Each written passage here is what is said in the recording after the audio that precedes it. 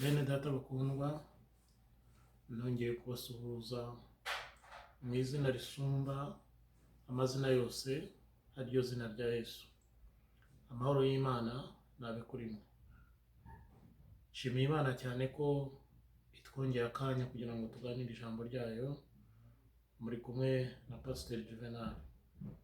Ubushize twaganiriye amagambo yadukanguriraga kuba abanyambaraga ndetse no kwitegura gukoresha iby'ubutwari nk'uko tubisoma muri Daniyeli 11 umurongo wa 32b. Nk'uko twabyibukiranije, twasanze hari amagambo atatu tugomba kwibuka mu gihe turimo tubwirwa gukomera no gukora iby'ubutwari.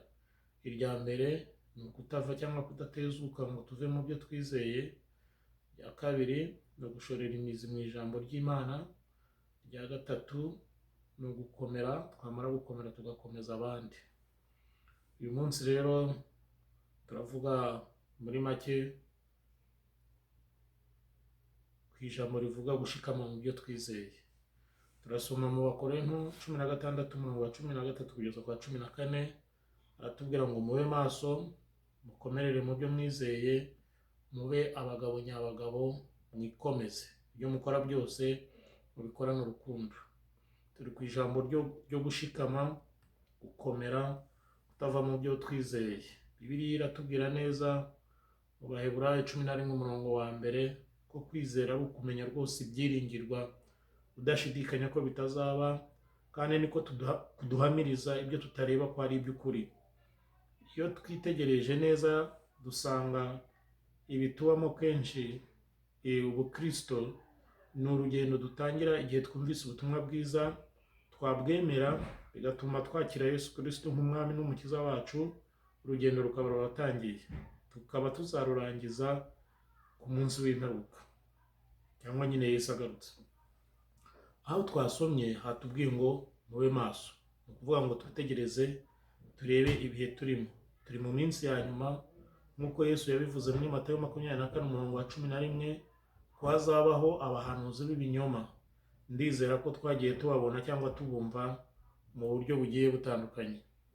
Iyo dusomye muri Luka 21 umurongo wa 11 haravuga hati, kandi ku isi hamwe na hamwe hazaba ibishyitsi bikomeye, kandi hazabaho inzara n'ibyorezo by'indwara, hazabaho n'ibiteye ubwoba n'ibimenyetso bikomeye biva mu ijuru.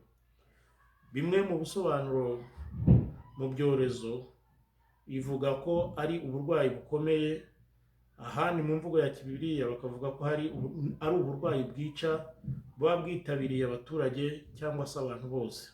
Rero ibyanditswe biriho biradusoreraho, niyo mpamvu tugomba kuba maso tukaguma mu byo twizeye. Twumvise amagambo y'Imana, turayakira, twemera Yesu nk'umukiza n'umucunguzi w'ubugingo bwacu. Ubwo rero Bibiliya irongera twibutse ngo dukomere, tube brave, ni ukuvuga ngo tube twiteguye guhangana ndetse no kunesha ibitwugarije cyangwa se no gushobora guca mu mibabaro turimo ducamo. Tugaragaze akanyabugabo, ntitube abo kwibwa turirimba ngo byacitse byayobye, kuko twibuka ko dufite Imana iturinze kandi turwanirira. Nsa n'uwegera ku musozo, reka dusome Yesaya 61 umurongo wa 10 n'uwa 11. Aravuga ngo nzajya nishimira Uwiteka cyane, umutima wanjye uzajya unezezwa Imana yanjye, kuko yanyambitse imyambaro y'agakiza, akamfubika umwitero wo gukiranuka. Nk'uko umukwe arimba akambara ikamba, kandi nk'uko umugeni arimbishwa iby'umurimbo we, nk'uko ubutaka bumera umumero, kandi nk'uko umurima umeramo imbuto ziwuhinzwemo, niko Umwami Imana izameza gukiranuka n'ishimwe imbere y'amahanga yose. Iri ni ijambo Imana idutegerejeho mu gihe tuzaba tuvuye mu bihe nk'ibi ngibi turimo twashyizemo n'iyi ngorane ya coronavirus. Aravuga ngo Imana izameza amashimwe yo gukiranuka. Imana izameza amashimwe yo gukiranuka. Hari amashimwe twiteguye kuzatanga kuko Imana iraturinze kandi Imana iraturwaniriye, Imana itubereye amaso. Ijambo ryatubwiye rero ngo mwikomeze, muba abagabo nyabagabo, mukomeze mu byo mwizeye, twere kubivamo. Kenshi twagiye tubona kuko habaye ibibazo cyangwa hakaba intambara, hakaba ingorane fulani, abantu bagenda bava mu byizerwa. ariko twihangane dukomerere mu byo twizeye, tuba abagabo nyabagabo, twe kubivamo.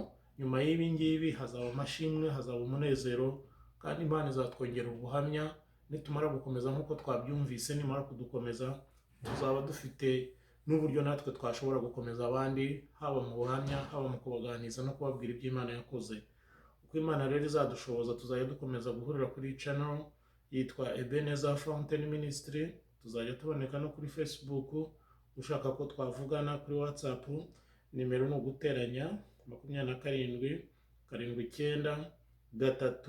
70 5883.